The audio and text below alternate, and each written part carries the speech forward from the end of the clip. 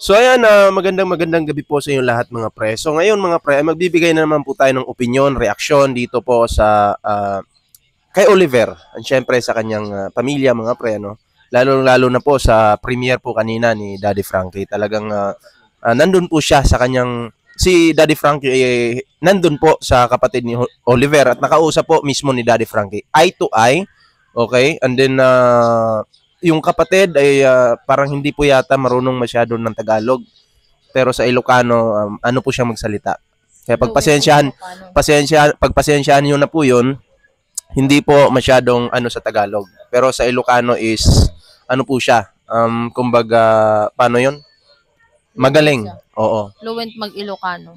Ako din naman Sige nga, sample nga. Oray siyak meta. Ako naman, Bauninam. Ay, okay na. Hindi Ilocano yung Bauninam. Oo nga pala. Kita nila Daddy Frankie yun. Paano kasi noon, pag may mga kaibigan ka, ang ituturo sa iyo yung mga ganyan eh. Bad words. Oo, 'di ba? Pero anyway, proceed na tayo dito sa pinaka-topic natin patungkol po dito kay Oliver at sa kanyang pamilya. Kanina po, nandun po kami. No, unahin muna natin yung pagpunta natin doon. Nandun po kami kasi binisita namin yung bahay ni Oliver. Then nakausap namin yung ate. Ate yun, di ba? Hindi. Bunso nila yun. Yun yung bunso, yung nakausap natin. So, kapatid po ni Oliver na babae nakausap po namin. Pero, hindi na po namin kinontent, hindi namin vinlog, kasi syempre, ang may karapatan po dyan, si Daddy Frankie po, hindi po ako.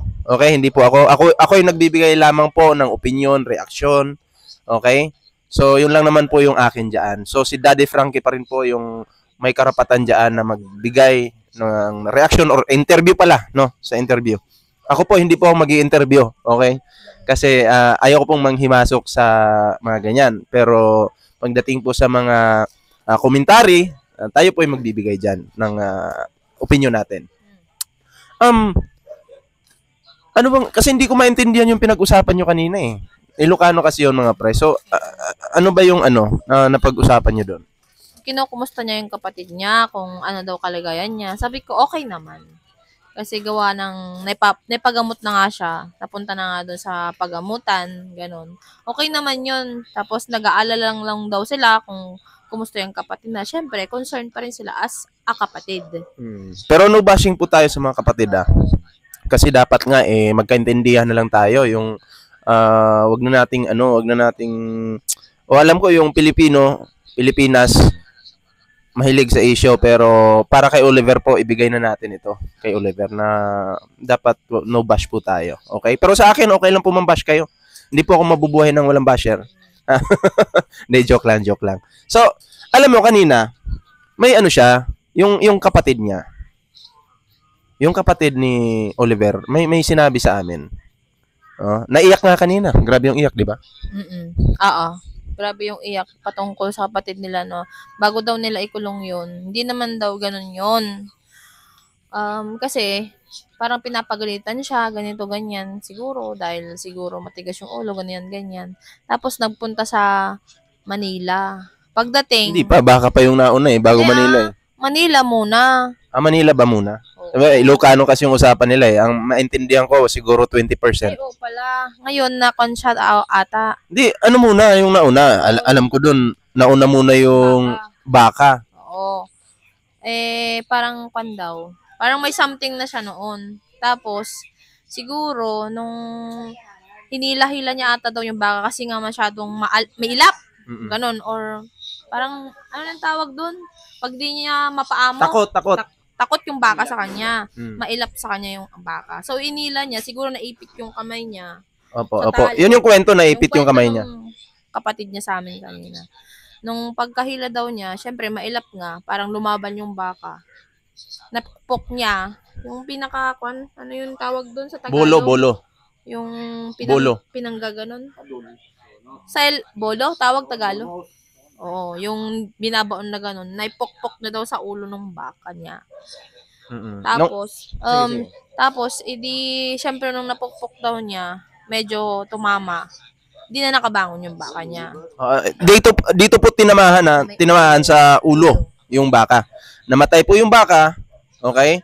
And then yun kinuwento naman sa atin ng kapatid, wala namang nilihim. Pero hindi ko na, inuulit ko po, hindi ko na nga binidyo kasi syempre, privacy nila yon. Nung napukpok, syempre normal po, magagalit po yung... Lahat sila magagalit. Oo, magagalit talaga kasi napukpok eh. Namatay pa. Syempre, baka yon. Napagalitan, then dinamdam. Dinamdam. Oo, nung dinamdam po, parang doon na nagsimula. Lumayas siya. Tapos nagpa-Manila na, nagtrabaho na doon. Oo. Tapos pagkabalik niya, hindi na daw siya yun. Parang nakon na siya. Siguro sa gawa nga ng depress. Kasi siya yung sinisisi kaya namatay yung baka niya. And saka ito pa yung sabi sa akin sa amin ng kapatid na babae. Kapatid niya. Okay. Bunso nila. Nagtrabaho daw doon sa Manila and then baka nakatikim daw ng mga pinagbabawal na gamot. Kasi pagbalik is malala na po siya. 'Di ba? Malala na po. Doon daw nagsimula na nanakit na siya. Pati tatay nga daw niya dati. Ganun. Pero nagalit siya. Ganun. Pero ang kinatatakutan niya po talaga noon, tatay niya.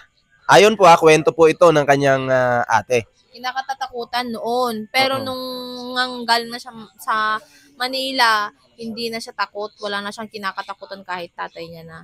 Ang naintindihan ko lang po sa usapan nila kanina, yung Tagalog. Ewan ko sa Ilocano pa. Pero ang explanation nun, wala na daw siyang kinakatakutan kahit tatay niya. Kaya takot na sila ganun na sitwasyon niya noon. Yun ang kwento sa amin kanina ha. Kaya nila ikinulong yun kasi dahil nga malakas siya eh. Malaking tao kasi siya. Tsaka mataba siya. Mataba siya noon. Oo, mataba siya.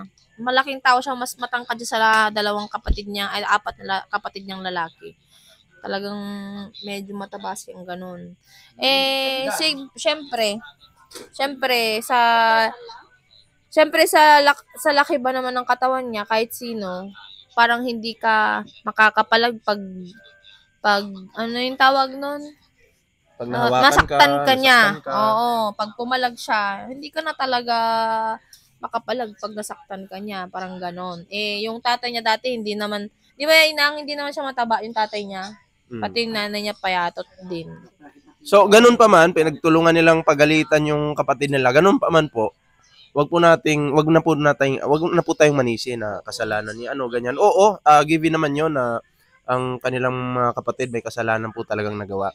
Pero hindi na para balikan pa po natin yung kanilang kumbaga hindi pagkakaintindihan or yung ginawa di umano nila kay Oliver, no? Hindi na po para balikan pa natin. Okay? Kaya po nandito tayo, nagbibigay tayo ng opinion, reaction para yung maging open tayo sa isa't isa na parang sabihin na natin na nakikiusap tayo sa inyo na wag na natin balikan, wag nang mangbash. Intindihin na lang natin sila. At saka umiyak yung kapatid niya kanina dahil sa basher, di ba? Ayaw nilang makakita o makabasa ng bad comments laban sa kanila. Ang sabi naman sa amin kanina ng kapatid niya, may kasalanan sila doon. Pero, nilulunok na lang nila lahat kung ano man yung mga comments nyo, bad comments nyo, ganon. Lulunokin nila kasi nga, ginanon nila yung kapatid niya. Sabi niya pa kanina, ipinunta nga naman nila sa mental yan 2 beses. Kaso nga, ang masabi kasi ng paggamutan, doon na lang alagaan na lang nila. Which is, hindi nga nila malagaan dahil sa hirap ng buhay. Siguro, dahil ganun sa hirap ng buhay. Tapos, syempre, ang kapatid naman nila, yung panganay nila, sabi, kaysa naman ipunta doon, di naman nila nakikita. At least dyan, naikulong nila, nakikita at nakikita nila na safety. Yun nga yung suggestion ni Daddy Frankie kanina. May latest vlog siya kanina. Yung premiere niya na mas maganda na lang. Ang suggestion ni Daddy Frankie mas maganda na lang daw pinakawalan kumpara nandiyan nakakulong nakakain yung dumi. Di ba? Para sa akin naman, mas okay nga naman yun. Yung napakawala at least makahingi-hingi pa, di ba? ng mga pagkain, ganun. Kaya nga lang daw, nananakit daw talaga. Yun naman yung sinabi ng lalaki na kapatid ni Oliver, di ba? Syempre, hindi din naman natin hawak ang pag-iisip ng mga kapatid niya, di ba? Kaya nila nagawa yun sa kapatid nila. Siyempre, mahirap yung buhay, di ba? Pero ito, Ilocano kasi yung pinag-usapan nyo kanina. Bukod doon, ano pa yung sinabi ng ate? Yun lang. Ate ba or Hindi ading. ading? Okay. Bunsong kapatid. Yun lang naman, syempre nga, bilang sa kapatid nila kasi bago daw nila ikulong yon, tinatali lang talaga daw nila sa isang kwarto. Pero talagang nagdudumi na daw. Nagsimula yun nung nagpa-Manila siya. Naging ganun na daw siya. Di na daw siya makausap ng matino. Parang laging tuliro. Ganun. Siguro nga, depressed. Gawa ng depressed dahil gawa ng mga sinisi nila siya kasi namatay yung alaga niya nang dahil Pero, sa kanya. I-explain ko lang yung paninisi. Normal po yun. Ito ilagay natin yung sitwasyon. Marami akong kapatid. Tapos siya yung isa kong kapatid na kapatay ng baka, siya yung nakapatay. Normal lang po na maglabas ako ng sama ng loob sa kapatid ko. Pero hindi naman yung talagang papatayin mo na yung kapatid mo. Hindi ganun. Yung salita lang ba na, bakit mo kasi pinalo? Mga ganun. Normal lang po yun at acceptable naman po yun. 'Di ba? Pero siguro hindi nga nakayanan. Siguro hindi niya nakayanan ng utak niya. Kasi nga, sinisisi nga siya. Bukod kasi, may mga tao kasing gano'n. Bukod kasi doon, may lahi po silang, yung, anong tawag doon, yung ganun. Ganun. Alam niya na yun. Oo, parang may kulang-kulang. Opo. Yan. At saka, may nagsasabi pa dyan hindi daw natin dapat tinatawag na siraulo yung mga siraulo. Kasi ang pangit naman daw ng words ko. Ano bang tawag namin? Hindi si Oliver yung tinutukoy po Doon sa comment, may nag-comment kasi. Kasi Ano ba dapat itawag? Oo. Ano ba dapat ang tamang words sa mga ganun na may sakit? I-comment nyo dyan kung ano ba talaga ang tamang words. Di ba karaniwan naman kasi ng words, baliw. Nabaliw. Yung mga baliw. Oo, nabaliw. Yun. So ano po ulo. ba yung tawag natin doon? Nasiraan ng bait. Nasiraan ng bait, di ba? Di ba ang daming words? Doon lang po tayo sa reality. Wag na po natin plastikin pa yung ating mga sarili, di ba? Wag nang plastikin pa na maglulukuhan pa tayo dito na hindi, wag mong tawagin ganyan, pangit. Kasi ganito naman unang-una, nabaliw yan kasi na-depressed, nabaliw yan dahil na heartbroken, nabaliw yan ganito, 'di ba? Ang daming pwedeng makuha niya yun kaya siya nagkaganon. Pero doon sa comment kanina, na nag-comment sa akin, may nag-comment doon. Nung nakita niya daw yung tingnan mo sa cellphone mo. Basahin mo para mas maintindihan nila. Meron ba dito? Nasa GC yun Di ba pinasa mo sa GC? GC ng mga pogi. GC ng mga pogi. Binasa mo dito? Hindi, basahin mo. Ikaw nagpasa nun. Hindi ako, ikaw. Nandyan lang yan. Nandyan lang yan. Hanapin lang po namin Kasi may dito mga pre. May... Yan. Basahin mo. Paintindi mo sa kanila. Napansin ko rin yan na may sama ng loob si Oliver sa kuya niya. Kaya napa-comment ako doon sa video kasi nung tinanong ni Daddy Frankie kung bakit ang pangalan ni kuya niya, sagot ni JJ. Tapos nagbulong si Kuya Oliver ng ay na manong awan basol ko. Ibig sabihin sabi ng ay na manong awan basol ko. Sabi niya, ay kuya, wala akong kasalanan. So doon pa lang po sa comment, ibig sabihin kasi nasabi po ni Oliver yon, meron nakaraan. Meron siyang nakaraan. Naalala pa ni Oliver. Siguro nga patungkol nga doon sa bata. Okay. Ngayon, eto na. Bakit ko pinabasa kay Jelay? Kasi ang sinasabi nila, ginagawan daw ni Ballpoint Man ng issue. Hindi po. Diba? Yun, naririnig nyo doon sa video na nung nasa sasakyan sila. Nakasama pa si Oliver sa loob. Hindi na parang may galit yun. Hindi ko ginagawa ng issue. Nasabi talaga ni Oliver yun. 'Di ba? Sabi ko nga, baka may pinagdadaanan or may nakaraan sila, wala silang pagkakaunawaan, 'di ba? Hindi po si Ballpoint Man yung gumagawa ng issue, hindi po. Hindi po ito issue, hindi po. Ito po ay nasabi ni Oliver, 'di ba? Kung hindi ka bingi, siguro basher ko 'yun yung nag-comment kanina Bingi siguro 'yun. Kumuha ka ng sandok, ipasok mo sa tenga mo. Tanggalin mo yung dumi ng tenga mo. Kung Ilocano ka, maintindihan mo 'yon. Pero kung hindi ka Ilocano at hindi mo naintindihan, hindi mo talaga maintindihan kasi hindi ka Ilocano. Yes. Or pwede naman kahit hindi ko Ilocano, pwede kang makaintindi pero hindi ka makakapagsalita. Ganun 'yun. Pero hindi po issue 'yon. Yun talaga yung sinabi ni Oliver. So, doon pa lang naisip ko, ito magkuya na to, magkapatid na to, meron talagang pinagdaanan or merong hindi pagkakaunawaan noon. Hindi pagkakaunawaan. Diba? So, ang tanong dito, etong medyo pagkawala ni Oliver sa sarili, konektado kaya sa hindi nila pagkakaunawaan noon kung meron man? Ano sa tingin nyo? Comment down below. Yan, o diba? Kung ano yung sa palagay nyo. Pero at least satisfied kayo doon sa interview ni Daddy Frankie kanina doon sa kapatid. Kasi may nag-comment din sa akin, bakit ko daw hindi interviewin yung kapatid? Pwede ko naman daw interviewin. Hindi ko po gagawin yan. At saka hindi gagawin ni BPM yun dahil hindi siya yung may content doon. Opo. Kailangan may karapatan. Yes. At respetuhin po natin si Daddy Frankie kasi siya po ang may karapatan dyan. Yes. Okay? Hindi naman po tayo yung iba na singit na lang kung singit. Lumulugar po ako. Alam ko yung lugar ko. Opo, alam ko po yung lugar ko. Oo. Pero, nagpapasalamat po ako dahil syempre, no, si Daddy Frankie, malawak po yung pag-unawa niyan, sa totoo lang. So, ini-explain ko rin din sa inyo.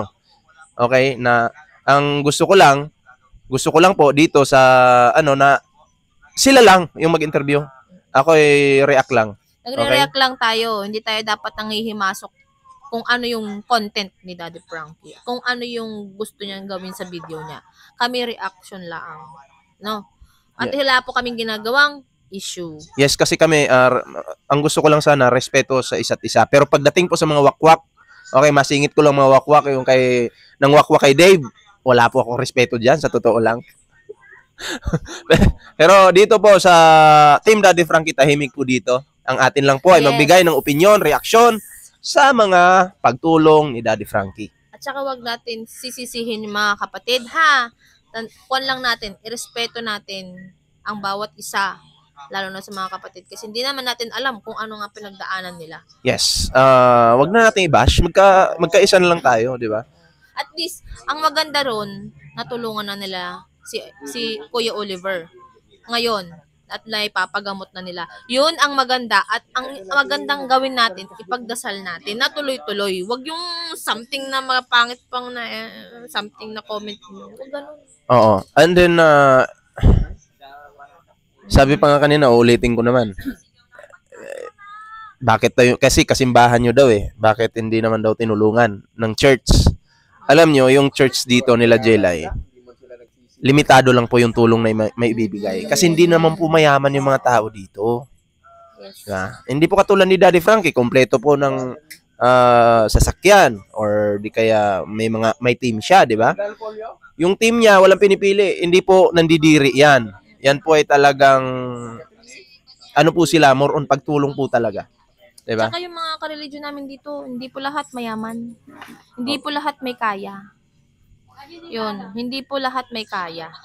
Yes. Ang kwan po, hindi mahirap, may kaya, may mayaman, ganun. No?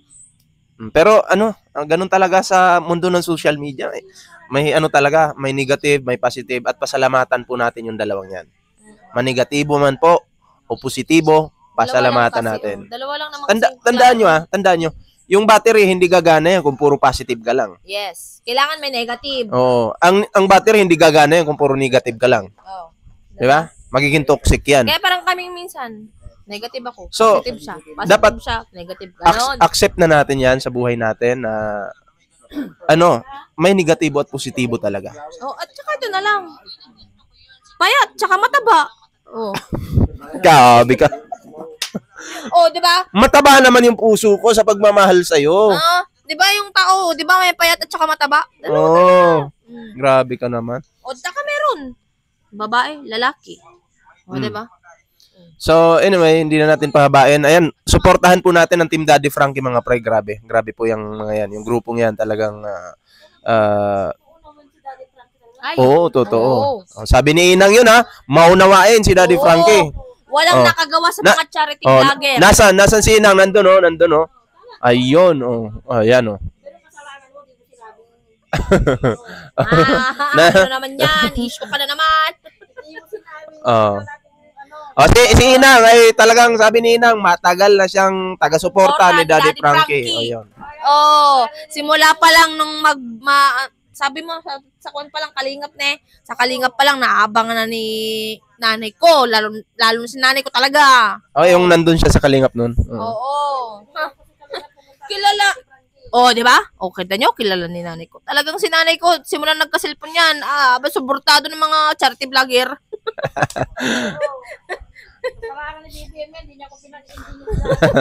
so, so, yan si Oliver po, expect po natin yan na hindi na po, sa ngayon, hindi lalabas sa vlog ni Daddy Frankie kasi nagpapagaling po. Yun po yung sabi kanina sa premiere. Hindi Okay. talaga kasi nga, oo. At bawal yung video dun Bawal. Kasi nga So, sa paggaling ni Oliver, lalabas yan. Abangan natin. Kabang-abang po yan. Abangan natin kung kailan ba lalabas si David. Ay, aka Oliver. Ayan, supportahan po natin si Team Daddy Frankie, syempre, Bupil Mix Vlog, at Mama Lodi Los Santos, Noy PH TV, Rolly TV Vlog, at syempre, si Ballpoint Man at si Jelay. Ayan, sana po inyong supportahan yung mga channel, si Wow Life TV, si Miss M's Life, ayan, supportahan po natin yung mga yan. O, di ba? So, magkaisa po tayo, magtulungan tayo, maghilaan tayo, pataas, hindi po pababa. O, di ba? Maghilan tayo, guys. Ay. kasi ibig kong sabihin, negative man or positibo, wag po tayong ma-stress. Parte na po yan ng ating buhay, 'di ba? Oo. Parte na po yan ng ating buhay. So, may mang-bash man sa inyo, minsan happy ka, minsan may pumuri man sa inyo, pasalamatan natin yan. Yes. Pero pag sa akin, may bumanat na wakwak, babanatan ko rin po. So anyway, yun lang. Maraming salamat. Jelay Lopez, subscribe nyo yan. And Ballpoint Man. At syempre, Team Daddy Frankie at yung mga reactors po. No? So maraming salamat sa inyo. So ingat po. May last words ka bago tayo magpuntang Wala, joke lang. Magpuntang May mensahe ka or sa mga dyan, sa mga nanonood sa atin? pagkain ko na, gutom na ako. Sige, kain ka na. So, bye-bye na guys. Nagutom na daw to. Ingat po. Bye-bye.